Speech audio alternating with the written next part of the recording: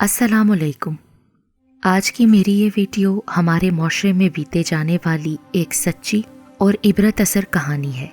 Video शुरू होने से पहले मेरे YouTube channel Urdu centre plus को सब्सक्राइब करके बेल नोटिफिकेशन को ऑन कर दें ताकि आपको मिलती रहें तमाम चैनल अपडेट्स। आप मेरी वीडियोस को ज़्यादा से ज़्यादा शेयर कर सकते हैं। अब आप मुझे ट्विटर, फेसबुक और इंस्टाग्राम पे भी फॉलो कर सकते हैं। मुन्ने भाई का इंतकाल हो गया है। सारे मोहल्ले में ये खबर ने उदासी तारी कर दी थी। हर शख्स उनकी मौत को लेकर अफसरदा था। वो मोहल्ले की जानी मानी शख्सियत थे। इस वक्त उनकी उम्र लगभग 40-42 साल होगी और तकरीबन 25-26 साल से इस मोहल्ले में करियाने की दुकान थी, जो इब्तदा में तो छोटी और मामूली सी थी, लेकिन आहिस्ता आहिस्ता उस दुकान में ज़रूरत की हर चीज़ दस्तयाब होने लगी थी। और इस इलाके की सबसे पुरानी और बड़ी दुकान मुन्ने भाई की ही थी। मुन्ने भाई हर दिल अजीज थे। बूढ़े, जवान, बच्चे हर किसी के दोस्त थे। उनकी दुकान के आगे बने हुए चबूतरे पर मोहल्ले के नौजवान और बुजुर्ग हजरात मिलकर बैठते भी थे।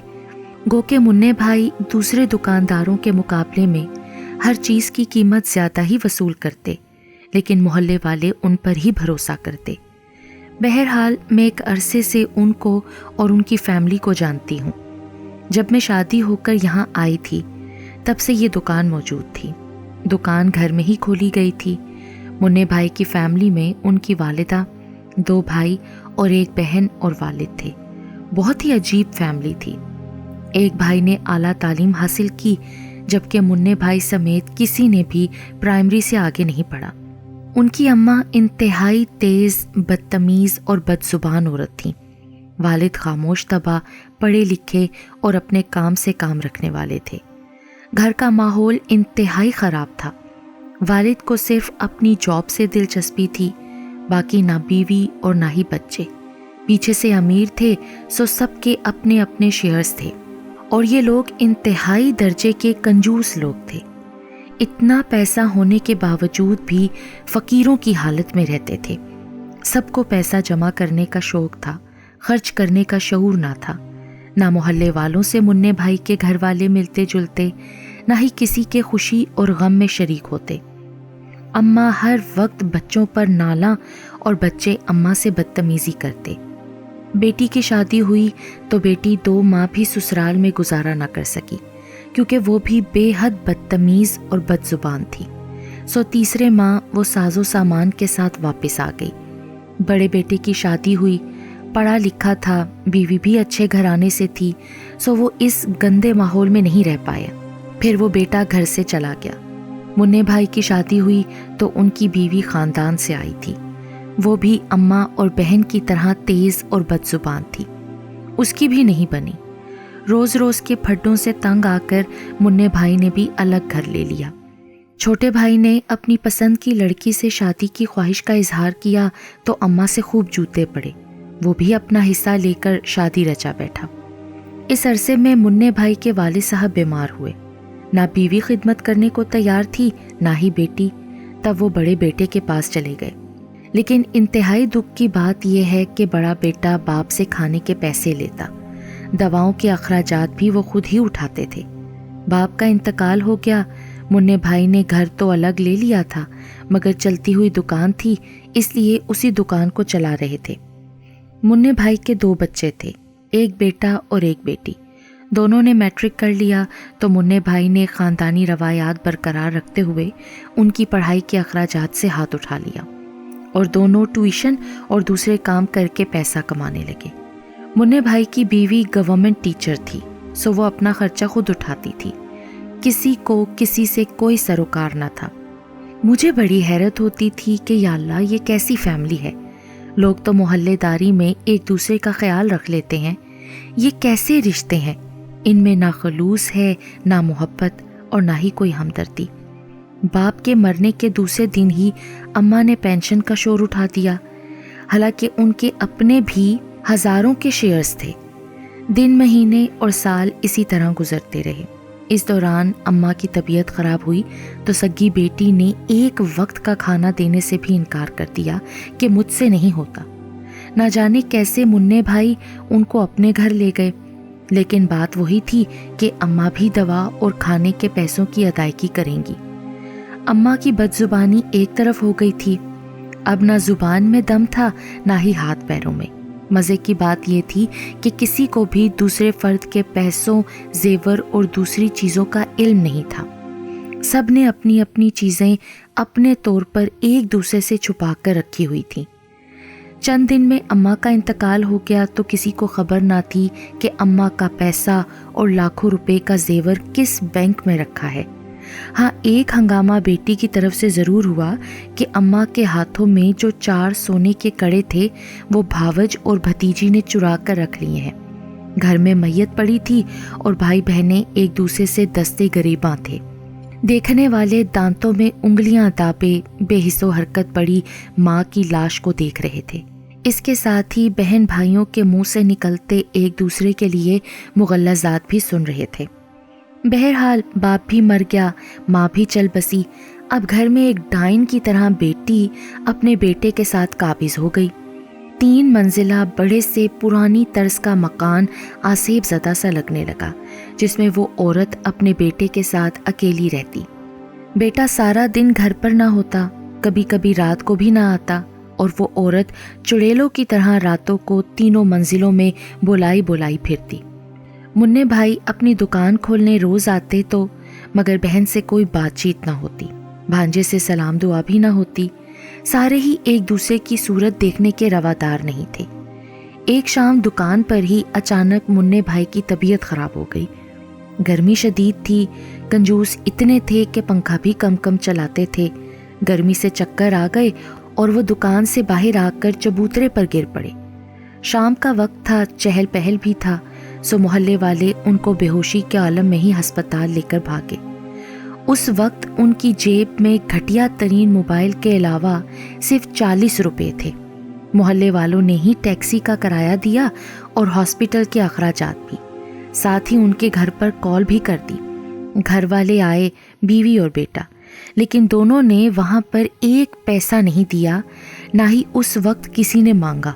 چونکہ منع بھائی کی حالت سیریس تھی، ان کو برین ہیمریج ہوا تھا۔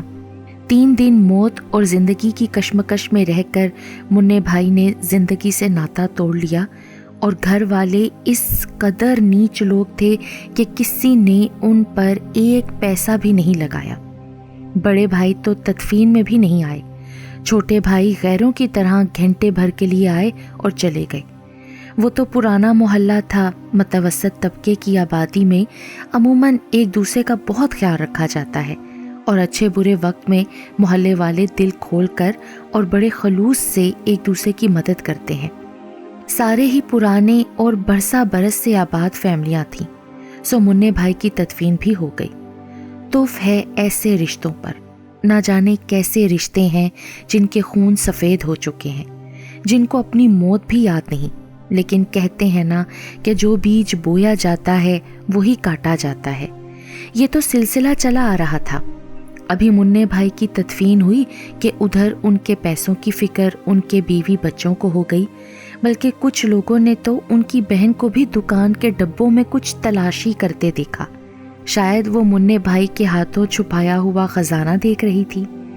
اچھی خاصی آمدنی تھی اور منع بھائی کی جیب میں صرف 40 روپے۔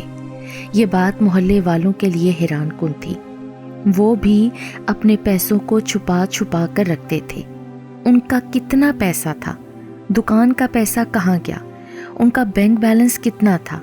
اس بات کو لے کر گھر والے بڑے پریشان تھے، لیکن کسی کو بھی ان کے کمائے ہوئے پیسے اور وہ پیسے جس بینک بیلنس میں رکھے تھے وہ کچھ بھی معلوم نہ ہو سکا۔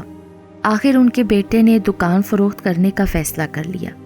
اسی پریشانی اور پیسوں کی تلاش میں 1 ماہ کا عرصہ ہو گیا۔ یہ بات تو محلے کے ایک بزرگ نے بتائی تھی کہ وہ کہتا تھا کہ میں بینک سے زیادہ پیسہ اپنے پاس رکھتا ہوں، مگر کہاں، اس بات سے سب ناشنا تھے۔ دکان کا سودا ہو گیا، جیسے بھی تھے منع بھائی کی وجہ سے محلے میں رونق لگی رہتی تھی۔ مجھے بھی بہت برا لگ رہا تھا۔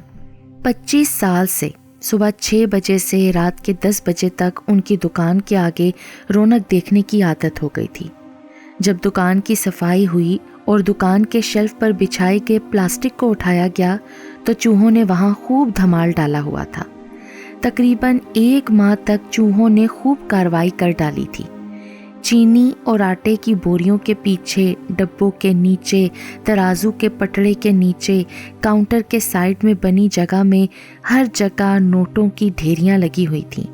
1000، 5000، 100، 500 سارے ہی بڑے بڑے نوٹ جو چوہوں کی خوراک بننے کے بعد کترے ہوئے ڈھیریوں کی صورت میں منہ چڑھا رہے تھے۔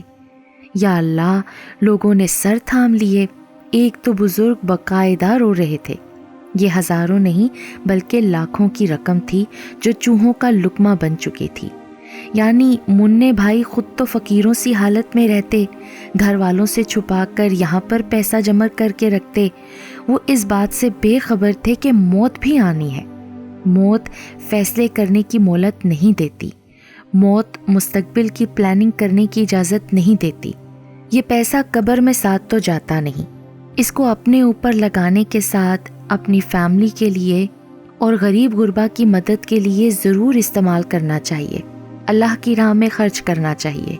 بس یہی پیسہ جو کسی ضرورت مند کے کام آ جائے، اعمال کی صورت میں مرنے کے بعد ہمارے ساتھ جاتا ہے۔ خیر، چوہوں کی نظر ہونے والا لاکھوں روپیہ بہت تکلیف اور دکھ دینے والا منظر تھا۔ شاید ہر آنکھ اس بے ثباتی پر اشک بار ہو گئی۔ میں نے سنا تو بے اختیار رو پڑی۔ یا اللہ، یہ کیسے لوگ ہیں؟ انہوں نے اپنی اپنی زندگیوں میں کیا پایا اور کیا کھویا؟ نہ رشتوں کا احترام، نہ اولاد کی تربیت، نہ خلوص، نہ ہمدردی، بس پیسہ جمع کرنے کی دھن میں لگے رہے، جو نہ خود کے کام آیا اور نہ ہی اپنے رشتہ داروں کے۔ یہ لوگ بس آئے اور چلے گئے۔ اتنی بے اعتباری، اپنوں سے اس قدر شاکی رہنا، خود اپنے ہاتھوں سے سالہ سال جمع کی ہوئی دولت کو ایک معمولی سے جانور کے ہاتھوں برباد کر دینے والے منّے بھائی جو لکھ پتی تھے، لیکن جن کے ہاسپٹل کے اخراجات چند ہزار کمانے والے لیکن ایک دوسرے سے پرخلوص انسانوں نے ادا کیے۔ ایسے لوگ، ایسے خاندان اور ایسے رشتے باعث عبرت ہیں۔ رشتوں کی بقا، سلامتی اور آسودگی کے لیے ایک دوسرے پر بھروسہ، اعتماد، ہمدردی اور خلوص بنیادی جزو ہیں۔ ساتھ ہی اولاد کی صحیح تربیت بھی ضروری ہے۔ منّے بھائی کی زندگی، ان کی فیملی اور حالات دیکھ کر رونگٹے کھڑے ہو جاتے ہیں۔ اللہ پاک ہم سب کو نیکیاں کرنے کی توفیق عطا فرمائے، آمین ثم آمین۔